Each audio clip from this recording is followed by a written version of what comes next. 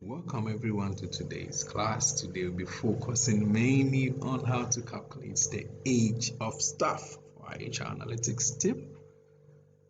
Remember, this is only a part of our data analytics and business intelligence class. Let's get started. I have my Office 365 opened in Excel and I have my HR data.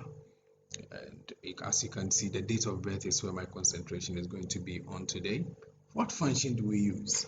We are going to use the DATEDIF or the DATEDIF function in Excel. It's one powerful one, but I'll give details during our next training.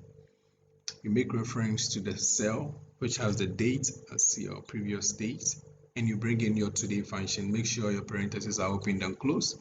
And at the end, you introduce your y, making sure they are all in double quotations. And bingo, the age is calculated without you doing a single thinking. All you have to do is use the autofill function or drag downwards. And you are sorted.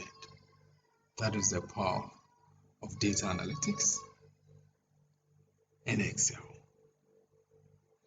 Let's say I change the date of Akle Johnson to 1987 and simple. The age is just calculated automatically.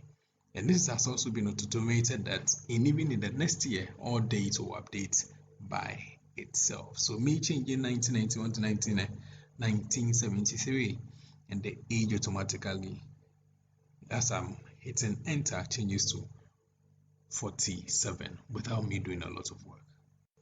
Leave your comments below, like, and also share with your colleagues, and see you in your next class. I'm Gabriel. Bye.